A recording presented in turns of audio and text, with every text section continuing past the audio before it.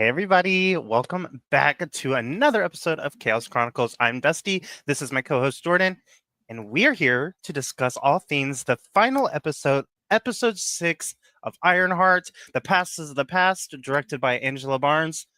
Let's get into it. This was a very good show, and I recommend everyone watch it. Yes, do it. Everyone, immediately. Immediately. So, let's get into it. So, how did we feel about the episode? As a whole? As a whole, yes. Let's just start it off. I think I mentioned it yesterday, but for me, this was the episode that was hard for me. Like I agree. I don't. Okay. There was good moments in the episode, but overall, for me, I was kind of distracted a lot. It wasn't giving what the previous episodes gave. There was a bunch of buildup, a bunch of things happening in episodes like 3 and 4 and 5. Yeah. That when it came to this episode, even though we do see that fight with Riri and Parker, I felt like we were missing something. So like for me it was a little, it was slow, and I know we did get some interesting information out of this episode, but for the most part it didn't grip my attention like the rest of the series. I agree, fully agree. I had to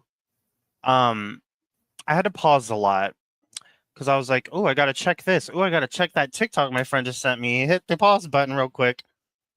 Right. I was this episode's the shortest episode of the series, which I thought was odd because you would think then the finale would be the longest episode, but and I would have thought it would have like left with a cliffhanger.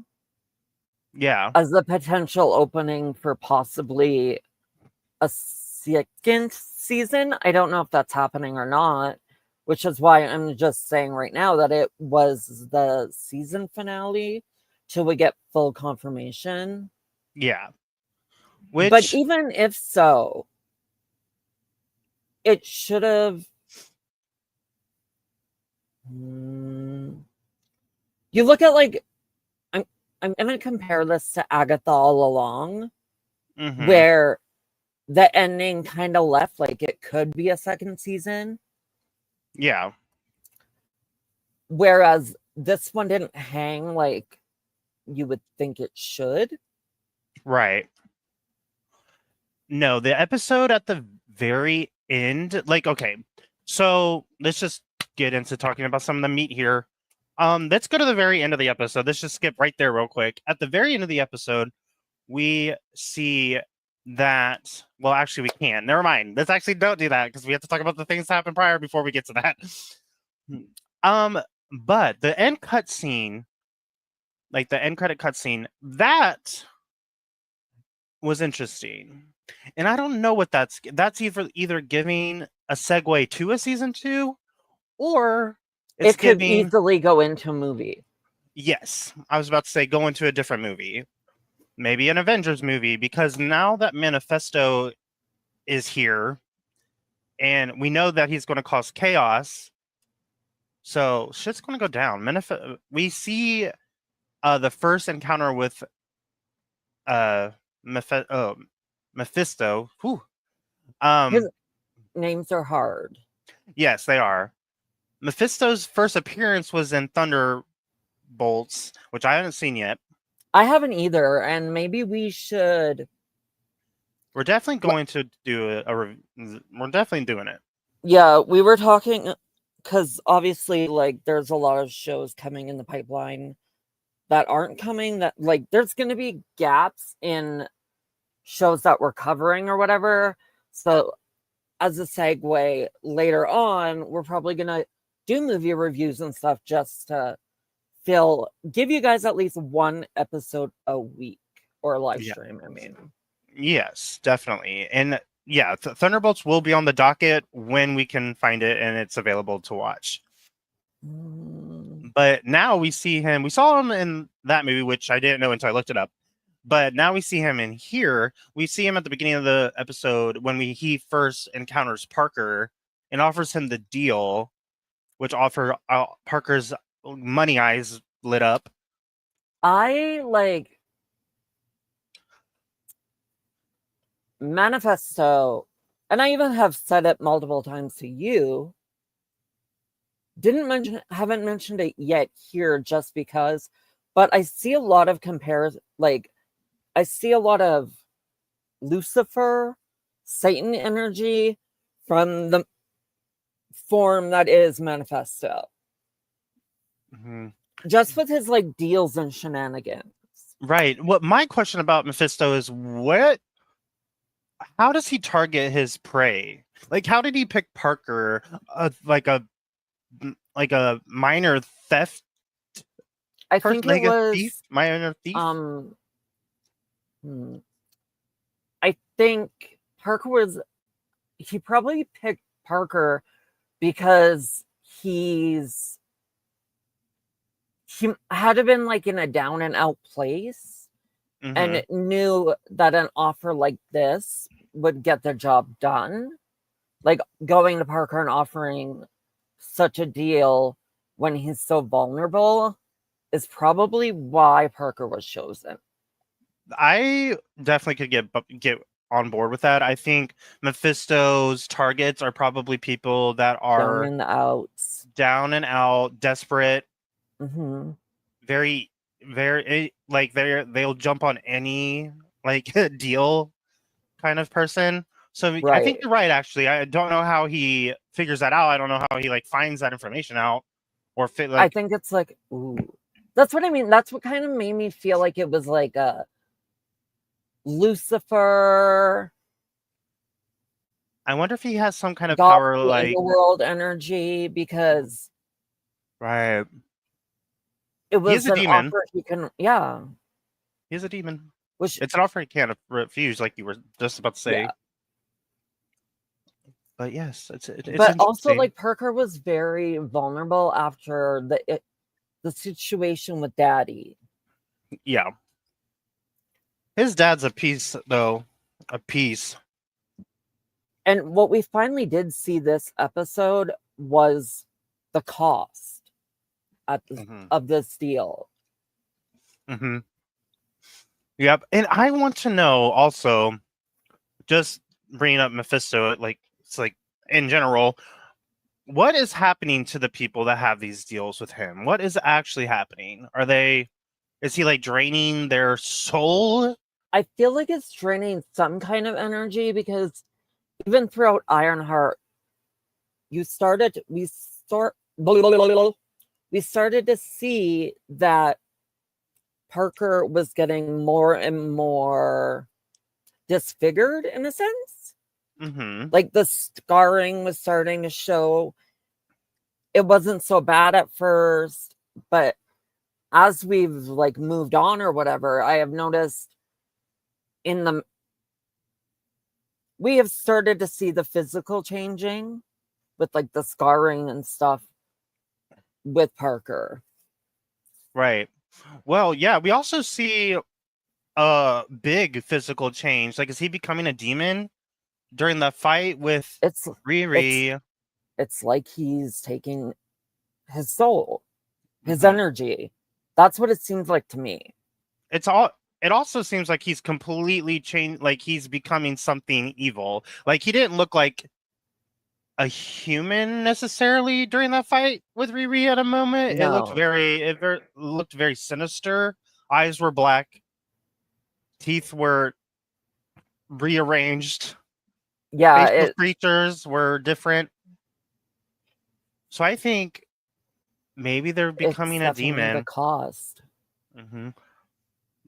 It's unfortunate that we'll talk about in a second, but Riri, it's very unfortunate. The very end of this episode is unfortunate. But before we get to that, we do see we do see Parker confronting Mephisto in this episode, saying that he hasn't gotten what he was promise. However, I don't see how he doesn't think that. He is drinking the Delulu Kool-Aid there. Right. Because I don't think he would have. So, in a sense, like throughout the series, those heists were feeling very Robin Hood inspired. Mm-hmm. So, at one stage in the season, like I'm seeing the money coming in. Those blackmail scenarios are working. So, why do you think you're not getting Right. the cost? Right. Like, drink that Delulu Kool-Aid some more, sweetie, because you are. He's literally gotten. They never said a number of how much money they've collected, but a lot. Just the way that, like, the way Clown was, they were like, go buy something nice and expensive. Right. You're getting. It seemed like there was quite a lot of money that they were getting. Right. And not only that, we just literally saw an episode prior. Parker now owns his father's house. Yeah. Like, what do you mean? And that was a nice house. Right. Right. Multiple $1 million house. Like, what do you mean? What do you mean you aren't getting your end of the deal? Which Mephisto calls him out on it. Like, he should. As he should. I'm not into demonic beings, but Mephisto saying that he has done everything in their deal to the last word. I was like, you clock his shit. Clock it. Get it. And then I'm like, that's all I'm going to say positive about you. That's it. We're done after that. But I was like the Delulu Kool-Aid because the Delulu Kool-Aid. The Delulu Kool-Aid, real. It's mind-boggling that he even confronted Mephisto to begin with. But yeah, that was wild. And then the scene with Riri shortly after that scene with Mephisto and Parker when she was really trying to bring back AI Natalie, I felt so bad. Yes. I felt so bad because like she was like, bring my friend back. Why can't I bring my friend back? Basically. And I was like, this is going to make me cry. Which Natalie is an icon. So we all want Natalie to be back. And we might get her back. Let's see in a couple of moments. But yes, Riri is ready to battle Parker. So we're going to go get him. We're going to go tussle. So she goes to confront him. And she goes to his lair. I don't even think he's there at the moment. But guess who is there? Ezekiel's there. And they have a little conversation in which Riri is trying to make amends with Ezekiel, trying to really pull him back on her side, because I think she genuinely was starting to like him as a friend. Yeah. And she offers to help. And in order to do so, here's a comical moment that they added in here, just a little boo-hoo, she kicks him in the private areas to have him do a hard reset on his whatever's going on in his body. Oh my god, I die. I died too. Like, that's the one location that is gonna factory reset you? Yes. It's so funny. I loved it. It literally was great. And it worked. She kicked him right in the privates, and it worked. He caused him to do a hard reset. So now, currently, Parker doesn't have control over him, which is good. And then Ezekiel, I don't remember if he offered her like an alliance or any allegiances at all, but they were cordial, and they didn't kill each other. So that's a start. I really like Ezekiel's character. I hope we see more of him in the future. Yeah, I strongly believe that this show definitely deserves a second season. Me too. Based off of the previous 5 episodes, I wouldn't say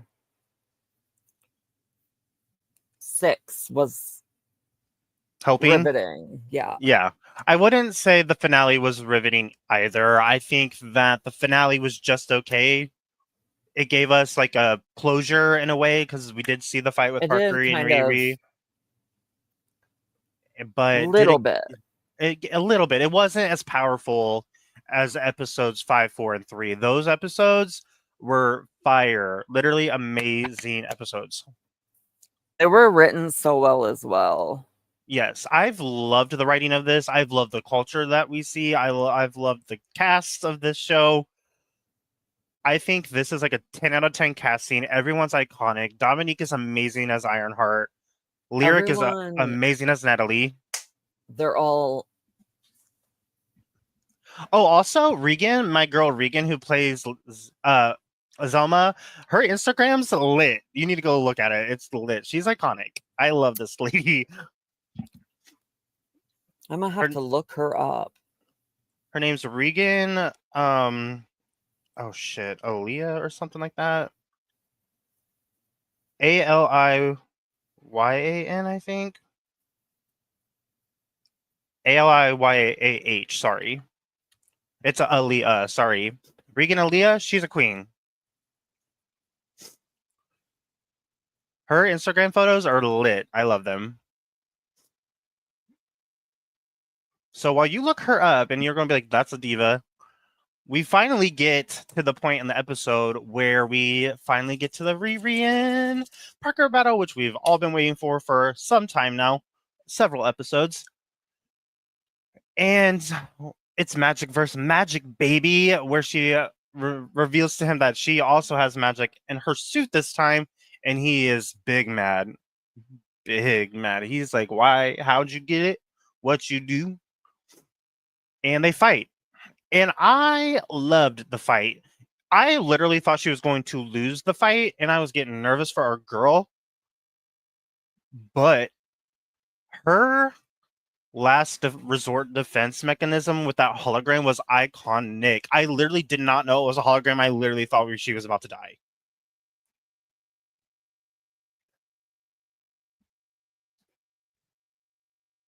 Parker. I was looking up the cast or whatever. Anyway, John is referred to as Cousin John. Mm-hmm. They said John said they were cousins at one point. I thought they were like siblings of some kind at one point. So I think they're cousins that act sibling-esque. I think I could be wrong. I was getting more like a brother scenario than a cousin. Yeah, in episode 2 or 3, John announces that they're cousins. Yeah, it must be a very tight cousin dynamic. I had cousins that I would treat as siblings. We're not that close now, but at once upon a time, that was the case. Yes, but that whole last moment in the fight with that hologram when Riri was after the explosion and Riri was on the ground with pieces of the suit everywhere, that was an amazing hologram. I literally thought it was iconic. That scene was iconic. That acting was iconic. I thought she was going to die. I was about to scream. So good. I thought she was going to die so many times. Yep, me too. Yep. And the fight with Roz and Jerry, I thought she was going to die. I was like, there's no way you're making it out of here, girl. There's no way. But our girl persists. Ooh, Miss Regan is a fashion queen. She's a queen, literally. Yes, she is. Icon. I live. Icon. I live too. I live for this girlie. Took me a minute to find her, but I live. She's a queen. She's a queen. Go look at her Instagram, everyone. Yes. Immediately. Immediately. Well, watch us and then go look. Yes. Or look while you watch, I guess. But yes, we finally see Parker get get his big one against him, I should say. And Riri beats Parker, which we kind of figured was going to happen. That's our girl. She ain't going to go down.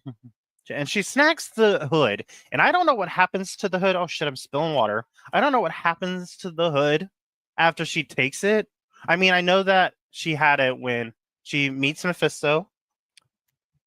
And he offers her a deal. See, you're down on your luck. He'll give you a deal. He'll do, but you're selling your soul to a demon. Just so you're aware. But the cost of it all. The cost of your soul. That he says the same thing to her that he said to Parker. That that you'll it won't be noticeable. I don't know the exact terminology off the top of my head right now. Wait, hold on. One moment. I have a recap up. Hold on.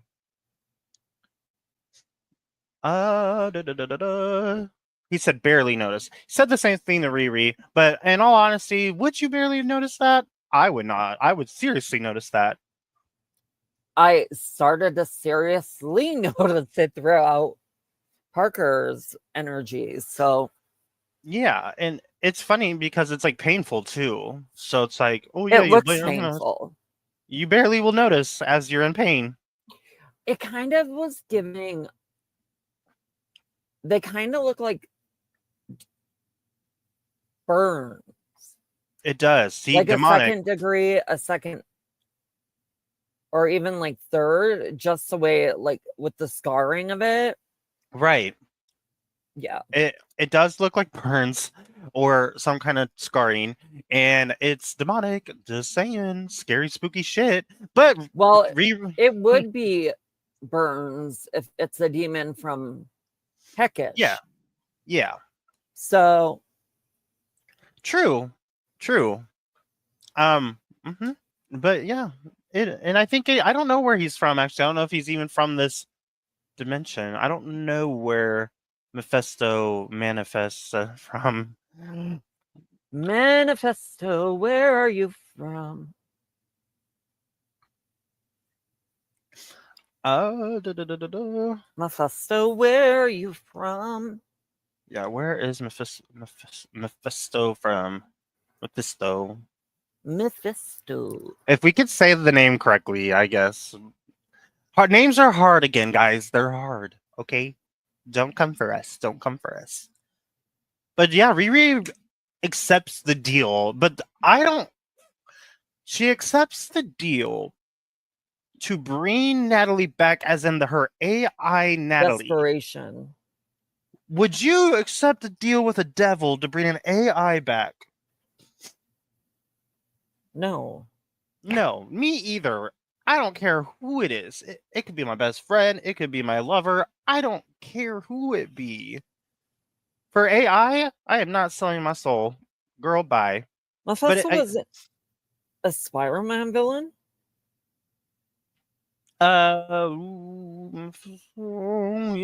Yeah, maybe. I know he has had altercations with Doctor Strange, Silver Surfer, Spider-Man, Wanda. They call him a demon, so I'm gonna go with Heckin. Yeah, so he's from the pits. His first appearance in Marvel was Silver Surfer number 3 in December of 1968. Jesus. 1968, guys. Oh, and he also feuded with Ghost Rider. Oh yeah, this man is... I forgot. This is a tangent going off book here. Okay, so like, now I understand that like, he had to be hell inspired because this is him in the comics. Yeah. He doesn't look like this in live action, but that's giving Lucifer. I don't think we see him in his true form in the show. So I think it's a little disguise, if you will. As the Sabrina Chilling Adventures fan. He Love was it. very much reminding me of him. Yes, definitely. I'm surprised she didn't ever encounter him, actually. That's interesting. You would think she would, to be honest. She deals with hell. She went to the underworld. Isn't she the queen of the underworld now? Mm-hmm. Interesting. But we want Sabrina. I was mad when they canceled Sabrina. Can we get Sabrina into like MCU, please? Ooh. Is she MCU? Is she? Wait, am I tripping? Is she? I don't know. Hold on. Maybe she isn't, and I'm just hoping she was for a second.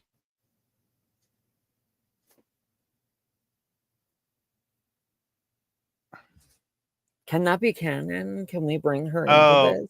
She's her own. I forgot she's in the Archie comics, not tied to Marvel or DC. Never mind, guys. She did appear in Riverdale briefly too. That's another Archie comic. That's why.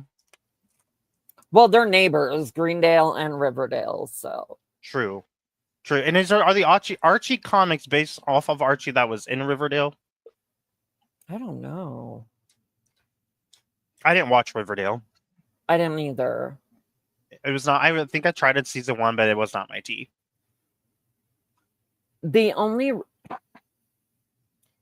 Here we go on another tangent. The only reason I would have watched is because the guy who played Archie, AJ Kappa, I think that's his name. He was hot. AJ Kappa, is that his last name? No, it's like AJ Kappa or something. But it's like KAPPA or something.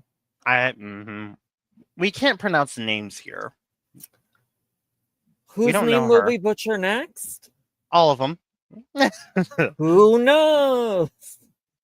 But coming to an end of the discussion of the meat of the episode, we do see an end credits scene where Parker enters Madeline's candy shop, and confronts Zelma to help him with some magical situations. And he wants the good magic, if you know what I mean. His name was KJ Appa. And Zelma has never seen Parker, so she doesn't know this is Parker. So this is scary for our girl. This is a scary situation. I don't like it. I don't know where that leads us to. Which is why, second season? Yeah. Please, second season? And there's got to be something planned because of that post-credit. Yeah, there's got to be something planned. There's got to be something in the works. Otherwise, that post-credit is just a throwaway. Which, if that's true, and if it's not Ironheart season 2 and it's something else, that means we're getting maybe Avengers, maybe Young Avengers, maybe she'll get her own show, maybe something. Well, that if leading into something, so that confirms that Parker, Zelma, and Riri will be in a different something. And Natalie, what that probably. Something is, we have no idea at the moment. But speaking of, I forgot to even mention it. Oh my G. I skipped over it. Oh my. Before the end credit scene, we see that Natalie is back. Queen. Thank God. Thank God. Because when she was deleted, I was a mess. Me too. However, it's not an AI Natalie like she had hoped. It's a physical reincarnation of Natalie, which means it's not actually Natalie. Whatever otherworldly place that she is here back on Earth whatever deal, how is that going to affect Riri as Ironheart now that essentially she took Manifesto's deal, and we know that there's a cost to it. So how is that gonna? It's the same thing. We see the scarring go up her arm when she hugs Natalie. So we don't know what does that mean. She's going to become dark and kind of brutal, Super villainy, like Parker was. Like Parker was demonic in the fight. So is that her fate now, or what has she got planned? yeah, that's kind of where I'm like, season 2. Season 2. I think here's my thought on it, and my what's the term I'm looking for? We'll thought on it. We'll just say thought on it. I think that she took the deal thinking she can beat his deal. Okay, I could see that. Because she's a genius, right? So I think she believes that she can outsmart Manifesto. Manifesto. Yeah, and I think she's going to try to use magic with Zelma's help to combat his magic that's now kind of causing the ick to go up her arm. I think that's exactly what it was giving. And if you think otherwise, somebody out there, please let us know what it is. What do you think? I could see that. I'm just like, she could easily also become like a villain in the Ironheart suit. Because we don't know how it's going to affect her. Because ultimately, she did have a good heart. So how is the deal going to affect that? Right.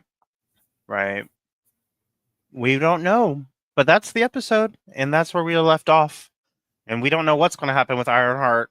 But it was a very enjoyable time, I will say. Yeah, I really enjoyed it as a whole. I think I mentioned yesterday, like, there are other Marvel shows that kind of I struggled the entire time. But this one, I was all in within the first few minutes. Me too. Locked in from the first few minutes. It had a lot. So my overall thought would be it was a roller coaster. There was a lot of sadness. There was a lot of comical. There was a lot of serious. It was all over the place. And that's good for a show. You want that? Yeah. And they did it beautifully. I loved it. My overall thoughts is it was fabulous. I think episode 6 could be better, but I would give it a solid 9 out of 10. Okay. I guess I could give it a 9. It could have been better. Could have been worse. Way worse.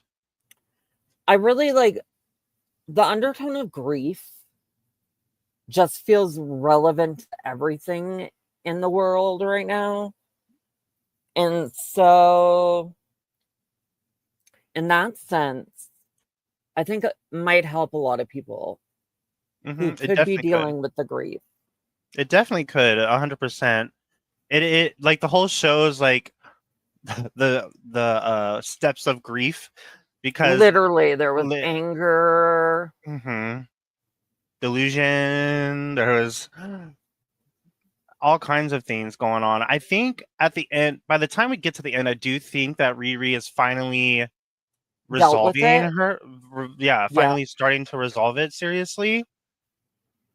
And it's all due, and this is another amazing thing that the show does. It's all due to the loved ones she has around her, her mother, Xavier, her friendships that she made with Zelma, Joe. All of that helped.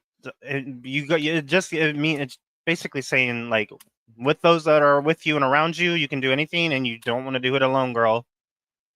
Very that. It was beautiful. I loved it. What is this now that Joe has been factory reset? What does this have what are those effects? Is he fully out of the spell that was the situation with Parker? Or is it going to eventually reboot to a fact that he's still got Parker in control of him? That's what I'm wondering too. How would Parker not be able to just set it again? Right. Unless Parker doesn't ever find out. Maybe Ezekiel can pretend to do what he says. Okay, that's plausible. Now, will he slip up eventually? Yes, I do think so. But maybe, because I thought the same thing. I'm like, if Parker programmed the whatever Slug put into Ezekiel to be a voice command, couldn't he just do it again? Like, what's stopping him from doing it again? Right, because he was basically, as Parker said, a rock'em sock'em robot. Yeah. He's going to find out eventually that it's not the case anymore. And then the other thing is, too, where is the rest of the crew? I don't know if we'll see them again. I really wanted them in this episode to come and join Riri. I would have liked bad. some resolve in that situation. Mm-hmm. I feel like the twins, Clown, Slug, what does life look like for them Now? Yeah. the events? Yeah. Like, I kind of wish they would have tied that up a little bit more. Just me too. And that is something I wanted to see. They kind of just got thrown to the side and said goodbye for the final episode. They just got written off, which is sad because they were all such interesting characters. I agree. I fully agree. And we know that they've got to be alive. Yeah, they're definitely alive. I agree. I really loved all of them. Witness protection program. They need to join Riri. I don't see why they wouldn't. Or at least Clown would, I think. I think all of them maybe could. I think I could see where they could have all been agreed to go take down Parker with Riri. Yeah, I agree. I fully agree. He did them dirty over questioning him over a murder that he caused. I mean, valid. It's valid to do that. But you're not a friend if you're not questioning the actions of some of your friends. Especially when it comes to murder. Murder. If my friend murdered somebody, I might question this. I might have some. Unless he murdered them. But that would be depressing. That would be depressing. What? Ooh, wait. Ooh, what if? Oh my God, this is a plot twist that I'm creating in my head. What if because Parker fired Stewart did go to drugs and actually did OD? Oh, that's crazy. That's sad. We're not even going to go there. That's sad. Honestly, I think they drugged him. Oh, for sure. They definitely did. That's just a thought I had. That's not the case. Don't do drugs, guys. Drugs are bad. Okay. We don't need any deaths, any more deaths. We have enough of them already. But yeah, I don't know. I want answers. Damn I want answers. I do. I feel like we're going to have the same answer to this, but who is your favorite character? Miss Natalie. Okay. Miss Natalie. I would have liked some more Zelma ties. I want more Zelma too. The only reason she isn't my favorite character is that we don't get a lot of screen time from her. She's only in 2 episodes. Not that many. 3, I think. I think it was half the season. Yeah, it was 4, 5, 6. Yeah. Where other characters, literally the crew was in every episode but 6. Natalie was in all the episodes. Xavier was in all the episodes. Ronnie was in all the episodes. So, yeah, Zelma is a good character. She would be my second favorite, but she's not my first. It has to go to Natalie because Natalie's in the whole thing. We get a lot of airtime from her. and she's stunning. And I just felt a connection from a character of a show watching it. She just really portrayed the character well. Okay. Yeah, I would be. She's up there for me as well. So, but I would say Zelma just because I'm a very witchy bitch. Me too. Me as well. So. Now, yeah, do we actually think a season 2 is coming? I hope so. I hope so too. I think it.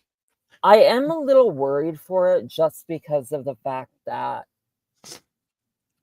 we didn't really get any promotion for this show. Oh hell, the ratings are so bad, and I honest to God, like I have no idea why.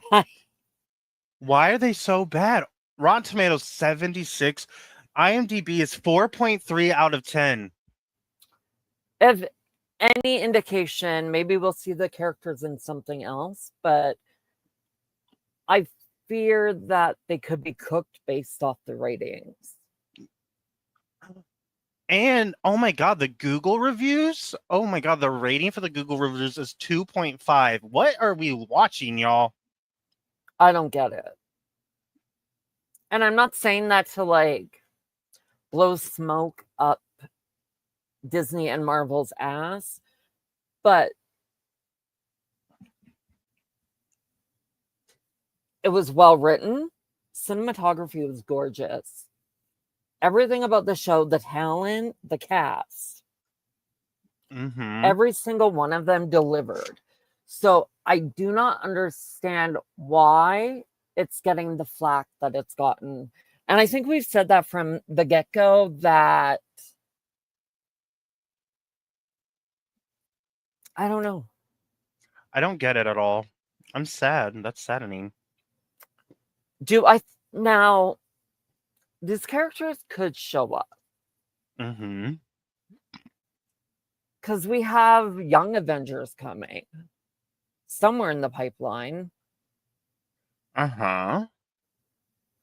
And what else is there's a lot of Marvel coming, so maybe we'll see some of these characters appear in something else. I want a season 2. Will we get it? Who knows? But I want one. I want one too. I fear that it's unlikely we're going to get a season 2. If we do not get a season 2, I do hope we get the characters in something else, because I do think these characters are really good characters. They're written really well, and they have a lot to offer. So I hope we get it. I do too. I also feel like something that has to. Marvel doesn't. If they want you to see something, you're going to see it, which is why I feel like we got that post credit. So that gives me hope and pause for potentially something.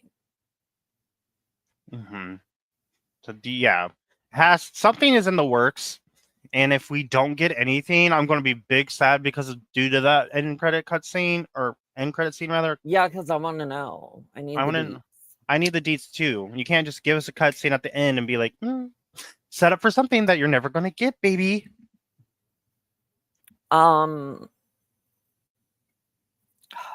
else? Between the two directors, did you notice a style difference in the... I don't know if I did or not, because everything that I noticed was due to the writing more so than the directing in my eyes, because the first 3 episodes are more comical, lighthearted, more, for the most part, I should say. I don't know, the first half lighthearted, comical. I giggled a lot. Second half, tears, sadness, darker. Yeah, I noticed it in the tone of the writing as well as the episodes. Yeah. I think the directors, both of them, But were fabulous. they put it together so well that as a whole, it felt like, you know how sometimes you'll see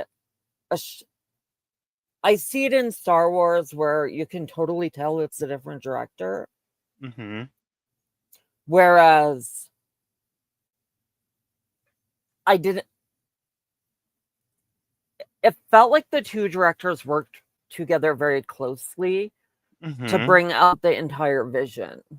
Yeah, I agree. It's like a harmonize. Like the first three and the last three, they like were harmonizing together to make a beautiful series that I really think is getting slack for no reason. None whatsoever. I will say, some of you hardcore fans, girls, like hardcore die-hard girls from 1968 reading those comics, y'all need to chill. Y'all need to chill. Take a seat. It's not that serious. It's not that we need unserious sometimes. Especially in this climate. Yeah. Like, I don't know. I loved it. I think it was beautiful. And yeah, I'm going to stand on that hill. I'll probably die on that hill as well. But I think, and if you haven't given the show a shot, go back, watch it. Go give it a shot. Go give it a second shot if you didn't like it the first time. Go watch it again with a clean mindset. Clean mindset. I loved it. This was an amazing show to watch, and I'm glad we covered it. I am as well. Don't worry, we'll be back soon enough with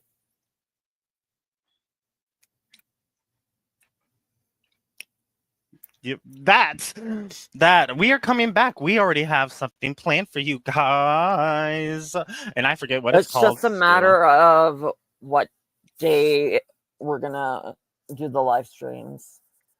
Yes, but that gives us, I'm gonna throw this up to be on top of everything of the live streams. Go follow our socials, because that is where you'll find out the exact time as to when we're going live. I think we're going to aim for 6 Eastern every week. It's just a matter of what day. Yes. Yes. But we will be back very, very soon. Very soon. We have more things to watch. But yeah, I want to say thank you guys so much for watching. Like I said, follow our socials to keep up to date with when we're going live. But yeah, we will be back very, very soon with something new. Star Wars. Something Star Wars. It's definitely Star Wars.